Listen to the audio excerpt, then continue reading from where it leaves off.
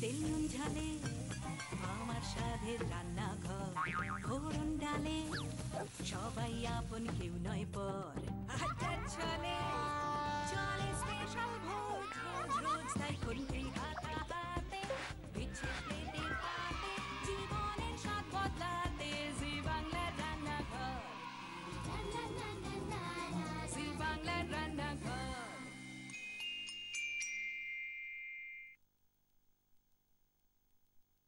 ভোজ মালব দেশের এক রাজ্য।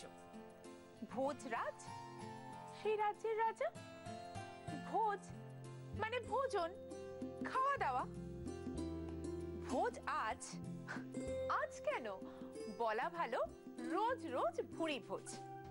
বাঙালি বাড়ির যে কোনো অনুষ্ঠান, তা সে মুখে ভাত হোক কিংবা চার হাত এক হওয়ার অনুষ্ঠান হোক, প্রধান কাজ কিন্তু পাত পেরে খাওয়া। পাতে খাবার পড়তে না পড়তেই ভোজবাজির মতো সে খাবার উড়ে যাওয়া। একসময় ভোজন রসিক বাঙালির জন্য বাঙালি বাড়ির যে কোনো অনুষ্ঠানে বসত ভিয়েন। রাখতো হালুই কর, মাছের দম, মাছের কালিয়া, মাংসের কোরমা, মাংসের কালিয়া। রোববারের স্পেশাল মেনু তাহলে পিছিয়ে থাকে কেন? তাই আজকে রোববারের স্পেশাল মেনুতে মাংসের কালিয়া। যে সে মাংসের কালিয়া নয়, ভোজ বাড়ির মাংসের কালিয়া আজকে রোববারের স্পেশাল মেনুতে। ভোজ বাড়ির মাংসের কালিয়া রান্না করতে যিনি সব থেকে ভালো পারবেন, মানে যাকে দেখলেও মনে হবে যে ভোজ বাড়ির রান্না তিনিই করতে পারেন, তাই তাকে খুঁজে নিয়ে এসেছি আপনাদের জন্য।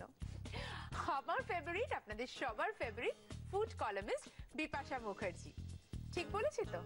ভোজ বাড়ির রান্নার জন্য আজকে সাজটাও কিন্তু একদম পারফেক্ট হয়েছে। থ্যাংক ইউ সোনালি, খুব সুন্দর লাগছে দেখতে। আচ্ছা এবার বলো, ভোজ বাড়ির মাংসের কালিয়ার মধ্যে ডেফিনেটলি একটু ল্যাবোরেট হবে প্রসেসটা। প্রথমে বলো কি কি লাগছে রান্না করতে। হ্যাঁ, এটা বানাতে লাগছে মাংস, একটুখানি সর্ষের তেল, একটা তেজপাতা আর একটু নুন দিয়ে শুধু সেদ্ধ করা, এবং সেটা আলাদা করে রাখা আছে। স্টক, মাংসের স্টক, একটা ভাজা মশলা আছে যেটা আমার জায়ফল, জয়িত্রী, জিরে আর একটু গোলমরিচ একসঙ্গে শুকনো কলায় ভেজে সেটাকে গুঁড়ো করা, হলুদ, আদা কুচি, রসুন কুচি, কাশ্মীরি লঙ্কা বাটা, ঘি, পেঁয়াজ সেদ্ধ করে সেটাকে বাটা, টক দই, খোয়া আর কিশমিশ বাটা, আর তার সঙ্গে একটু মিল্ক পাউডার আর পরিমাণ মতো নুন। এবার আমাকে বলো মাংস কতটা আছে, মাটন কতটা নিয়েছো? Half KG. হাফ কেজি নিয়েছো। অ্যাকচুয়ালি মাটনটাকেই আমরা বাঙালিরা বোধহয় মাংস বলে খুব মাংস করে, হ্যাঁ, মাংস বলে ভাবি। তো আজকে সেরকমই একটা জমিয়ে খাওয়ার দিন এবং জমিয়ে খাওয়ার রেসিপি। প্রথমে কি করছি সেটা বলো। হ্যাঁ, প্রথমে সোনালি মাংসটাকে আমাকে একটু কষে নিতে হবে, ঠিক আছে?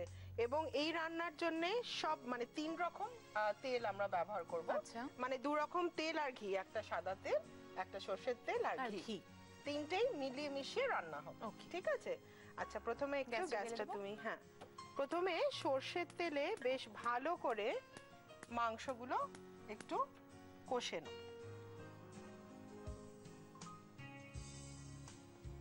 আচ্ছা এবার আমি একটা কথা বলি সোনালি, এই যে আমি মাংসটাকে সেদ্ধ করে রেখেছি না, মাংসটা মানে যখন আমরা সেদ্ধ করতে দেবো, যতটাই আগেও একবার বলেছিলাম, যতটা মাংস তার অর্ধেক লেভেল অবধি জলটা থাকবে। হ্যাঁ, কারণ মাংস থেকেও একটু জলটা বেরোয়। হ্যাঁ, তেলটা প্রথমে একটু গরম হয়ে গেলে মাংসটা আমরা, তেল গরম হয়ে গেছে না গো? হ্যাঁ, এবার এই সোনালি তুমি একটু ধরবে এটা, আমি জাস্ট, তুমি এমনি ঢেলেও দিতে পারো আস্তে আস্তে। আমি একটা একটা করে দিই তাহলে। আমরা এই সেদ্ধ করা মাংসটাকে প্রথমে তেলের ওপর কষে নেব।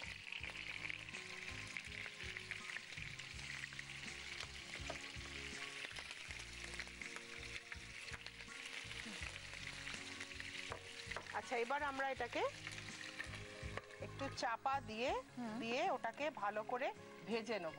চাপা এই জন্য দেওয়া ছেটকানোর জন্য, আদারওয়াইজ কিন্তু চাপা দেওয়ার কোনো দরকার লাগে না, কিন্তু যেহেতু ছেটকাবে সেই জন্য তেলটা, ওই জন্য আমরা চাপা দিয়ে একটু এপিট ওপিট করে কষে নেব। এত সুন্দর করে কিচেনটাকে সাজানোর জন্য কুচিনাকে অনেক ধন্যবাদ। ভোজ বাড়ির মাংসের কালিয়া রান্না হচ্ছিল, মাংস ভাজতে দিয়ে আমরা বিরতিতে গিয়েছিলাম, ভেজে তুলে রেখেছো। তুলে রাখা আছে। আচ্ছা, এবার কি করছি? হ্যাঁ, এবার আমি আচ্ছা আগে বলো আমাকে, আমার যেটা জিজ্ঞেস করা ছিল, মাংসটা প্রথমে ভাজলে কেন? আচ্ছা, এটা খুব ভালো একটা প্রশ্ন জিজ্ঞেস করেছো।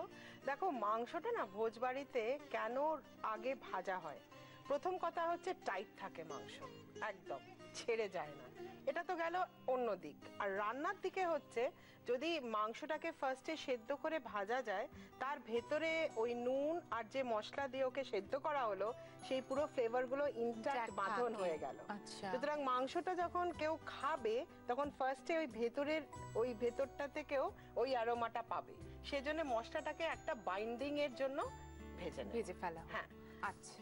আর ভোজ বাড়িতে তো অনেক লাট স্কেলে রান্না, সুতরাং সব একদম দিকটা ঠিকঠাক রাখতে হবে, সেজন্য মাংসগুলো যাতে না খুলে খুলে যায়, সেই জন্য বেসিক্যালি আরেকটা কারণে ওরা ডিপ ফ্রাইড করে। আচ্ছা। আচ্ছা, এবার হচ্ছে ফার্স্টে আমরা একটুখানি শুরু করব সাদা তেল দিয়ে। আচ্ছা, কেউ চাইলে কি পুরোটা ইয়েতে রাখতে পারে, সরষের তেল আর ঘিতে? হ্যাঁ হ্যাঁ, সাদা তেলকে একদম অ্যাভয়েড করে করতেই পারে, কিন্তু আমিও সেটাই ভেবে, মানে আসল রান্না অ্যাকচুয়ালি সরষের তেল আর ঘি দিয়ে করা মনে হলো। হ্যাঁ, কারণ এটা একদম পুরনো দিনের ভোজবাড়ির সেইটা মানে যাকে বলে প্রচলিত একটা ট্র্যাডিশনাল রান্না হয়ে আসছে, এবং সাদা তেল না খুব কমই ব্যবহার, সুতরাং সরষের তেল আর ঘি হচ্ছে একদম অথেন্টিক রেসিপি বলতে পারো। কিন্তু আমি একটুখানি সাদা তেল দিচ্ছি, কারণ এরপরে যা ঘিয়ের মাত্রা দেবো, আর তেলের পরিমাণটা যেহেতু অনেকটা বেশি, সেই কারণে তোমার মনে হচ্ছে একটুখানি যদি সাদা তেল দেওয়া যায় তা একটু ব্যালেন্স হয়ে যাবে। আদারওয়াইজ যাতে কোনো মনে হয় একদিন ভোজবাড়ির রান্না খাবো, তাহলে এই করে সরষের তেলটা ব্যবহার করলেই চাইলে অ্যাভয়েড করতেই পারে। হ্যাঁ, আর সেই ক্ষেত্রে বলছি যে তেলে মাংসটা ভাজা হয়েছে সেই তেলটাও ব্যবহার করা যেতে পারে। আচ্ছা আচ্ছা, আমি একটু সাদা তেল দিলাম, এটাকে একটুখানি গরম হয়ে গেছে না গো? হ্যাঁ, একদম। আচ্ছা, প্রথমে হচ্ছে রসুন, হাফ কিলো আমার মাংস, তার জন্য ছোট চামচের মোটামুটি 2 চামচ রসুন কুচি। আচ্ছা, কুচো মশলার জানো তো একটা অদ্ভুত ফ্লেভার হয়, কিন্তু নয় কুচি নয় থেতো, মানে তুমি বাটা মশলাটা অ্যাভয়েড। এক্স্যাক্টলি। নাড়াচাড়া করে তারপরেও আদাটা একটু কম পরিমাণে যাবে। আচ্ছা, 1 চামচ মতন আদা কুচি। অনেক সময় আমাদের, যদিও এটা ট্রেডিশনাল একদম বাঙালি রান্না, একটুখানি কমিয়ে দাও ট্রেডিশনাল আমাদের বাঙালি রান্নায় আমাদের কুচি ব্যবহার হয়, জানো তো, রাজস্থানেও অনেক সময় ট্রেডিশনাল রান্না কুচি ব্যবহার হয়। আচ্ছা, এবার আমি দালচিনি আর বড় এলাচ যেটা আমার বাটা আছে সেটা মোটামুটি 1 চামচ।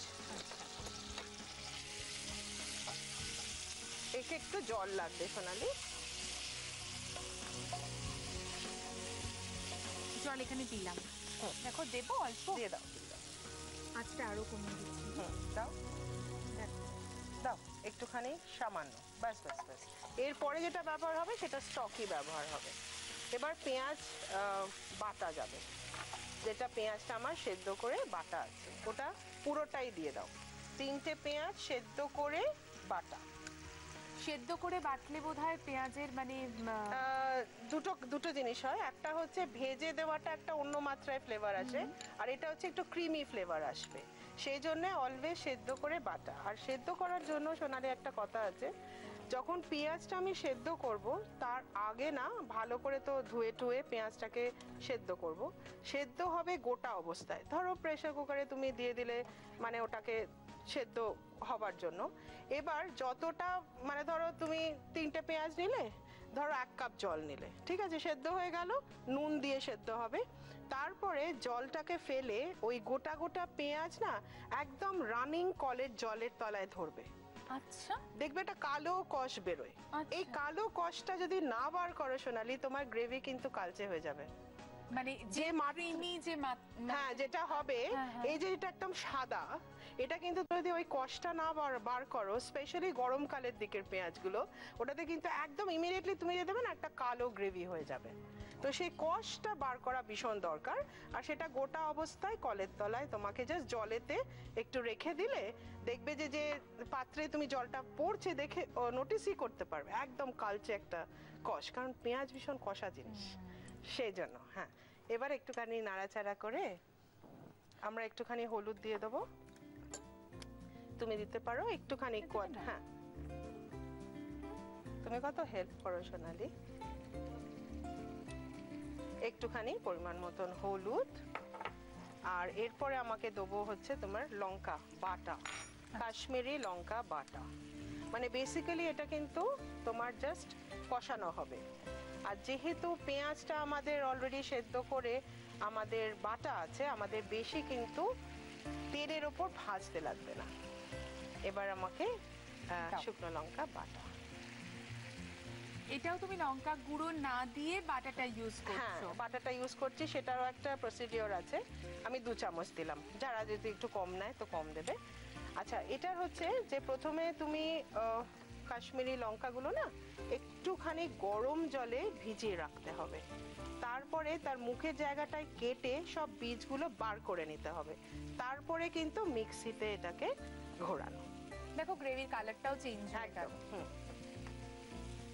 এটাকে একটু কম আছে, আমরা একটু নাড়াচাড়া করে কমিয়ে দিলাম আজকে। হ্যাঁ হ্যাঁ হ্যাঁ। আচ্ছা, এই সময় খুব সামান্য একটু নুন যাবে, মাংসটা বোধহয় একটু নুন দিয়ে সেদ্ধ করা, সুতরাং আমি একটু কম হাতে, যা চলতি ভাষায় আমরা বলি না হাতে একটু নুন রেখে করা ভালো। তো দেখো নুন না বেশি হলে তখন আবার খুব বাজে হয়ে যায়, নুন একটুখানি ঠিকঠাক বা কম থাকলেই বেটার। আমি অবশ্য একটু নুন বেশি খাই জানো তো। ওকে, এই অবস্থায় আমরা এবার কষা হয়ে গেল মোটামুটি, মাংসটা দিয়ে আমরা একটু চাপা দিয়ে এটা ভাপে হবে, তারপরে রেস্ট মশলা যাবে।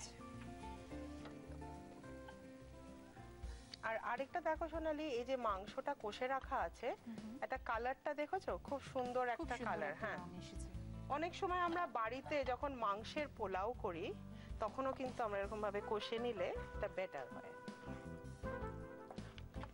সামান্য একটু আমাকে স্টক দাও, দেখো কতটা দেবো, দাও মোটামুটি হাফটা দিয়ে দাও, বাস বাস বাস বাস বাস। এটা একটুখানি ভেতরে মশলাগুলো আর একটু মজবে আর কি। আমার মনে হয় আরেকটু নুন সোনালি, আরেকটু নুন, যদিও স্টকে আমাদের নুন আছে তবু একটু। হ্যাঁ দেখো হ্যাঁ দাও, ব্যাস ক্লাস। এইবার আমরা এটাকে একটু ভালো করে একদম, আমরা দেখেছিলাম বিরতির আগে বেশ ভালো করে মাংসগুলো দেওয়ার পরে স্টকটা দিয়েছিলাম এবং হচ্ছিল কি অবস্থায় দাঁড়িয়ে আছে, চাপা দিয়েছিলাম, তুমি খোলো। ঠিক আছে, উফ দারুণ লাগছে। এটা একটা এরকম মতন একটা কনসিস্টেন্সি থাকবে। এইবার এর সঙ্গে কিছু লাস্ট এগুলো আমরা মিক্স করব মশলা। এটা হচ্ছে প্রথমে টক দই জল ঝরিয়ে ফেটিয়ে রাখা। তুমি কতটা দিচ্ছ গো? মোটামুটি আমরা হাফ কেজি মাংস আছে। কিছু নয়, ছোট 2 চামচ, মানে চা চামচের অনলি 2 চা চামচ। এটা একটা জাস্ট টিন জানার জন্য, কেমন?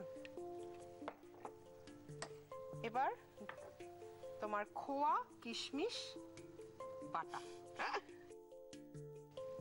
আচ্ছা, যদি মানে কেউ খোয়াটা দিতে না পারে তাহলে মানে দুটোই যায় এখানে, খোয়া আর মিল্ক পাউডার, ঠিক আছে? তো মিল্ক পাউডার আমি দেবো সব 1 চামচ করে যাবে, কিন্তু অনেক সময় হাতের কাছে খোয়া থাকে না, তখন মিল্ক পাউডার 2 চামচ দিতে পারে, ঠিক আছে? এগুলো সবকিছুই তো ওই টেক্সচারটাকে আনার সবই টেক্সচারটাকে ওই ক্রিমি একটা তেলে একটা টেক্সচারে আনা। আচ্ছা, মিল্ক পাউডারটা অন্য সময় আমরা গুলে দেবো, কিন্তু এখন আমরা জাস্ট এমনি দিয়ে দিই। কেন কেন? সেটা হচ্ছে গুলে দিলেই এটাকে এক্ষুনি কিন্তু দইয়ের সাথে ছানা কেটে যাবে। ও আচ্ছা, সেজন্য আমরা জাস্ট এটাকে আলাদা দেবো। এবার দেবো স্টক হালকা, আর লাস্ট অফ অল ঘি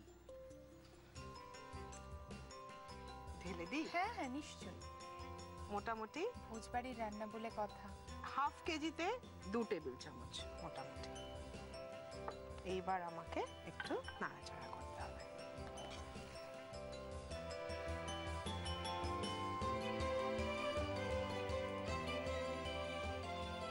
খোয়াটা দিলে কি একটা অন্যরকম একটু অন্য টেস্ট আসে, হালকা একটু মিষ্টি, হালকা একটু ক্রিমি। যেরকম অনেক সময় আমার প্রথমে মনে হচ্ছিল যে হয়তো তুমি কাজু বাদাম বাটা বা এরকম কিছু দেবে, হ্যাঁ। পোস্ত বাটা, কিন্তু সেটা না দিয়ে তুমি খোয়া আর কিশমিশ বাটা হ্যাঁ, দিলে। দেখো কিশমিশটা একটা ন্যাচারাল সুইটনার একটা, আরেকটা হচ্ছে ওটা একটা হালকা মিষ্টি আনে, মানে এই দুটোর সবই, খোয়া কিশমিশ এগুলো সব ক্রিম আর মিষ্টির একটা টেক্সচার আনে। তো তখন আগেকার দিনে তো অত ক্রিম ছিল না, আয়দা লোকে মালাই দিত কিংবা এই খোয়া কিশমিশ এসব বাটা দিত।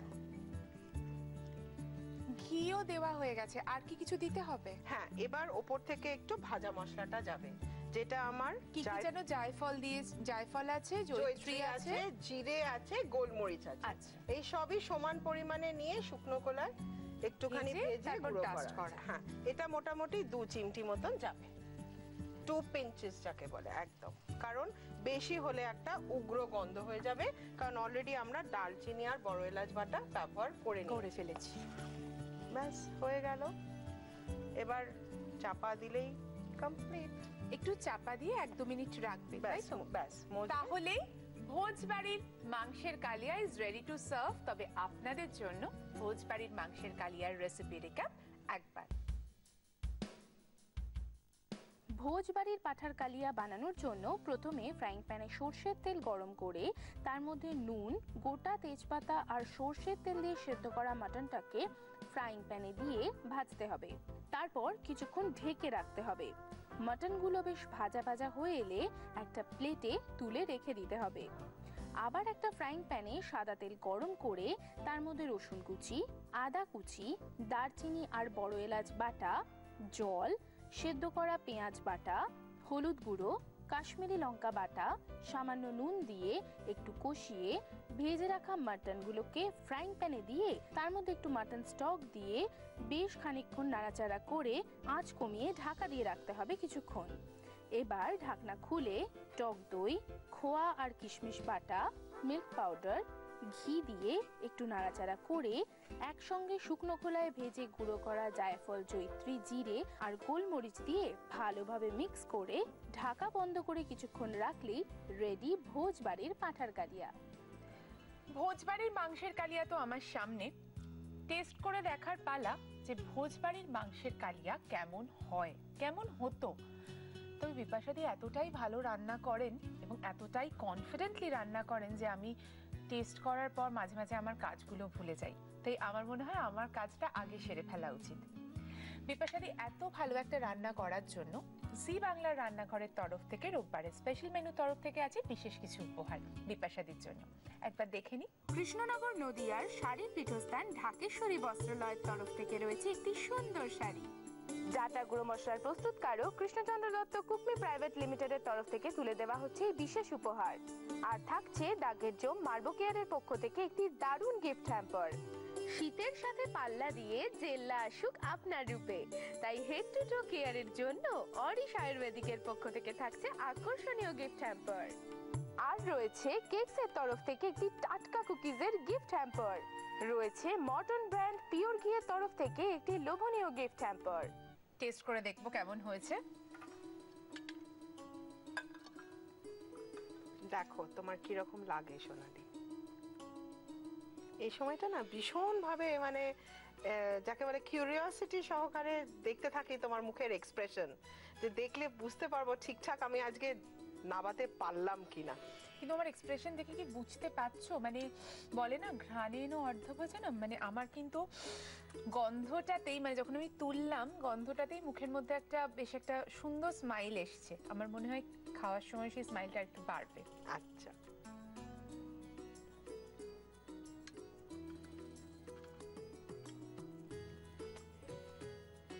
ঠিক ঠিক যেমন যেমন বিপাশাদি বলেছিলেন যে টেক্সচারটা অন্যরকম হবে, এটা ক্রিমি ক্রিমি ব্যাপার আসবে, সত্যিই তাই। মাংসের কালিয়া এর আগে যে এখানে এসে কেউ রান্না করেননি তা নয়, কিন্তু ভোজবাড়ির মাংসের কালিয়া যে সত্যি সত্যি একটু অন্যরকম। যদি এইভাবে রান্নাটা করেন এত মন দিয়ে রান্নাটা করেন, বাড়িতে কিন্তু একটা ভোজ বাড়ির মেজাজ আসবে।